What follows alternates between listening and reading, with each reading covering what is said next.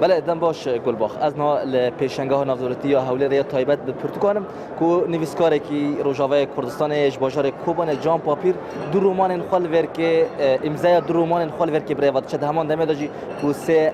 پرتوکانوی هلبستان هنه از در باسی جمعی بم کام بزن بن بر همین ویچنه او اروپا هاتی برز جان تو بخیرات جان پاپیر و کو گلکس پاست کارش مرا بجی تا چه بخورانی امضای چه او چند پرتوکان و چند رمان بخا رومانك سيقولية يعني سي رومان در رومانك دانا بنافي فوضى الفوضى وهروها رومانا أوتاد يا سينك وهروها بينج برتوكن هلبستينا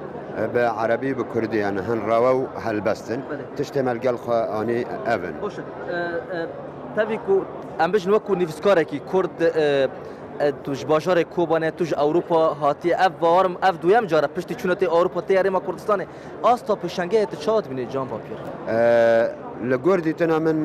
براستی آستا پشنگه باشه گلک خلق سردان پشنگه هایده که لیتشتی گلکی سیر و بالکش جبوی من او بو یعنی بیتر پرتوکن آینی تینا فروشتن او پرتوکانا تینا فروشتن خلق بیتر سردانا و چاپخانه هنه که پرتوک آینی چاپ کرنه سردان آوان بیتر تکرن جان باب کرم برداشت فرما تشتکی بالا مکشان قالوا پیشروج دا تهزر دکی یان پیشنیارات تهنه کتبیچی وان رومان خوا لباجار روجاوی کردستان یان لکوبان امضا بکی و کد چاوت الورکیجی جخوا خونا من اوا يعني اسكاربم لهر باجاركي كرد اسكاربم پرتوکیا خوا پیشکش بکم و خلق بخونه و بگن دست هر کسی که خواندوان لی از دبم نهاد و شرط و مرجن هم تیدا در بسن کی زحمت کم بن یعنی لباجار خیال کوبان یا لباجار کدن امکار بن پرتوکیا خوا خراب بن و امکار بن